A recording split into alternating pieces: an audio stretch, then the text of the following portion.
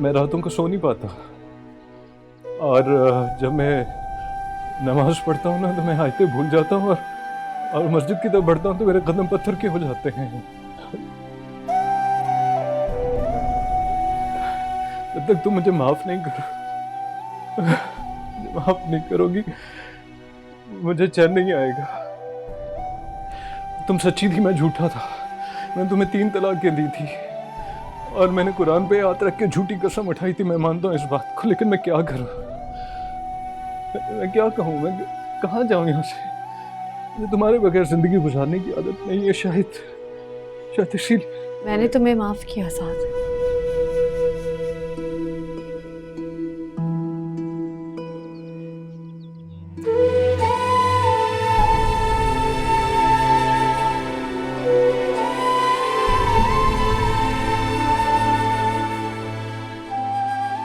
मैंने तुम्हें माफ किया।